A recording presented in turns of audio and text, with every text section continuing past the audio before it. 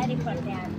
लोकप्रतिनिधी जे नेते मंडळी आहे तिथून येतात जातात, पण एक जण पण गाडी थांबवत नाही गेल्या शक्यता आहे. आणि आजारीच पडलो की मच्छर चावून भोसले आपण मेंटल क्वार्टर्स चंद्रमानगर समोर आहे आणि तुम्ही ड्रेनेज बघू शकता.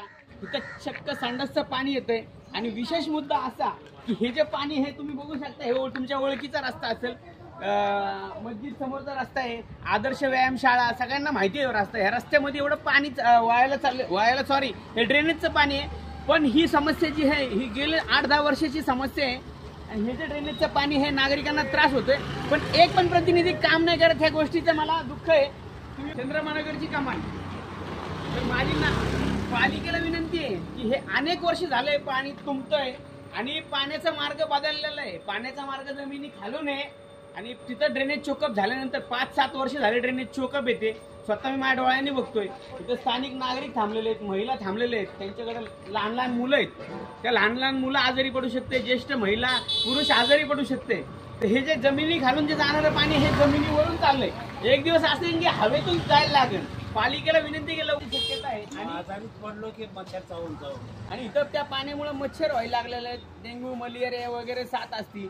लहान मुलं आजारी पडू शकतात. खुल्यावर पालिकेला आपण करून घेऊ. पण घ्या आजी, तुम्हाला बी त्रास नाही का? त्या पाण्याचा त्रास होतो ना. हा, पोरं आजारी पडतात.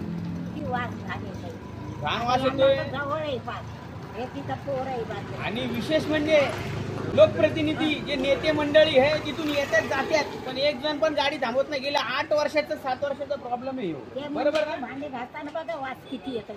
आता तिथे त्या मंदिरात सार्वजनिक नळ आहे, पिण्याच्या पाण्याचा नळ आहे. आणि आजी म्हणते की घाण वास येतो एकदम पाण्याचा तिथं, कारण तिथं ते पाणी जातं त्या ड्रेनेजला, जिथं पिण्याचं पाणी भरण्याचं आहे.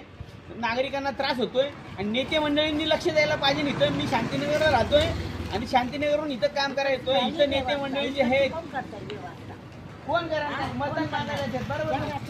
पाईप बीप टाकून सगळं व्यवस्था झाली आणि आपल्या लाईनीतलं केलं.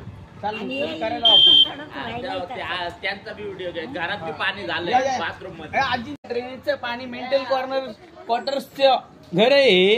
हे मेंटल क्वार्टर्स मध्ये सेवा देतात. मेंटल हॉस्पिटल मध्ये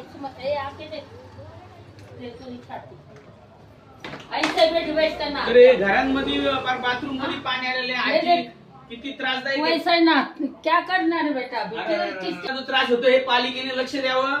आजी वयस्कर आहेत, आजारी पडू शकतात. त्याचं कोण जबाबदारी घेणार नाही.